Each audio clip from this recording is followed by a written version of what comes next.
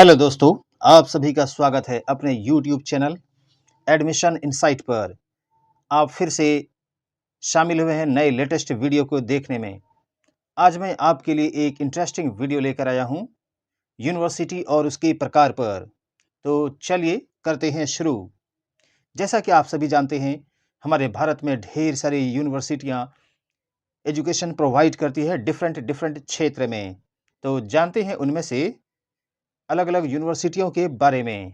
तो कौन सी यूनिवर्सिटी किस कैटेगरी में फॉल करती है और किसकी क्या रैंकिंग है और कौन सी यूनिवर्सिटी की क्या पोजीशन होती है। तो जैसा कि आप सभी जानते हैं, भारत में विश्वविद्यालयों को उनके गठन, वित्त पोषण और प्रशासनिक नियंत्रण के आधार पर विभिन्न प्रकारों में वर्गीकृत किया जाता है। तो प्रमुख प्रकार की जो यूनिवर्सिटियां हैं, उनमें से पहला है केंद्रीय विश्वविद्यालय, सेंट्रल यूनिवर्सिटी। तो जानते हैं इसके बारे में।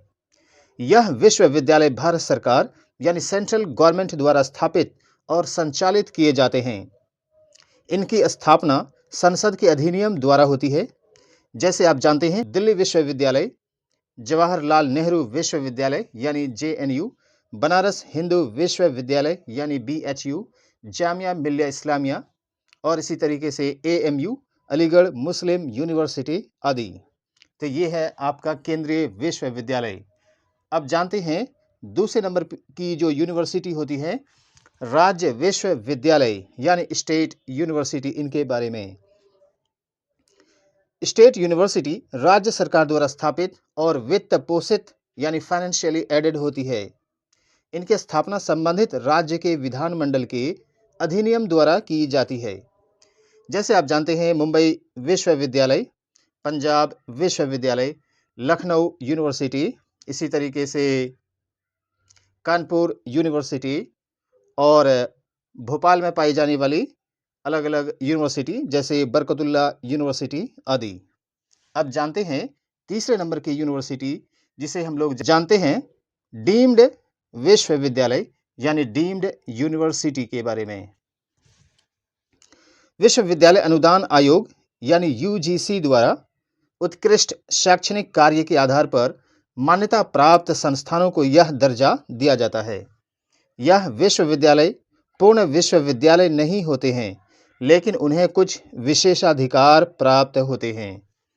जैसे आप जानते हैं IISc Bangalore, bits Pilani, Tata institute of fundamental research, इसके अलावा जामिया हमदर्द जो कि दिल्ली में है, ये सभी विश्वविद्यालय डीम्ड विश्वविद्यालय हैं। अब जानते हैं हम लोग चौथे नंबर के विश्वविद्यालय जिसे हम लोग जानते हैं निजी विश्वविद्यालय यानी प्राइवेट यूनिवर्सिटी के बारे में। निजी संस्थानों या ट्रस्टों द्वारा संचालित होते हैं प्राइवेट यूनिवर्सिटी, लेकिन UGC यानी यूनिवर्सिटी ग्रांट कमीशन द्वारा मान्यता प्राप्त होते हैं। इनमें प्रवेश प्रक्रिया और शुल्क संरचना यानी फीस की जो स्ट्रक्चर होती है अधिक महंगी हो सकती है। डिपेंड करता है अलग अलग प्राइवेट यूनिवर्सिटी और वो किस लोकेशन में एग्जिस्ट करती है इन बातों पर।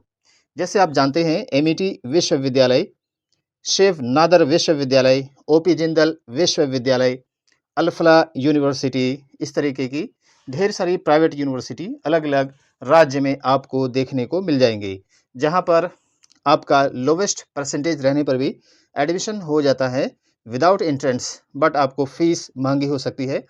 ये फीस वेरी करती है आपकी जो प्राइवेट यूनिवर्सिटी है वो कौन से लोकेशन में और किस कोर्स में आप एडमिशन ले रहे हैं, किस स्टेट में वो यूनिवर्सिटी इस्टेब्लिश है। अब हम लोग आगे बढ़ते हैं पांचवें नंबर की यूनिवर्सिटी जिसे जानते हैं मुक्त विश्वविद्यालय यानी ओपन यूनिवर्सिटी। तो ओपन यूनिवर्सिटी में सबसे बड़ा नाम है इग्नू का यानी इंदिरा गांधी राष्ट्रीय मुक्त विश्वविद्यालय। तो मुक्त विश्वविद्यालय में डिस्टेंस एजुकेशन प्रदान करने वाली विश्वविद्यालय होती है। इसमें आपको डिस्टेंस एजुकेशन प्रोवाइड की जाती है। वैसे छात्र जो नियमित रूप से कक्षाओं में नहीं जा सकते हैं वे घर बैठे पढ़ाई कर सकते हैं। तो इसमें आपका जो है इग्नू के अलावा डॉक्टर BR अम्बेडकर मुक्त विश्वविद्यालय और नालंदा विश्वविद्यालय आदि यूनिवर्सिटी इस कैटेगरी में आती है। अगले नंबर के यूनिवर्सिटी पे हम लोग आते हैं, जो है राष्ट्रीय महत्व के संस्थान, इंस्टीट्यूट्स ऑफ नेशनल इम्पोर्टेंस।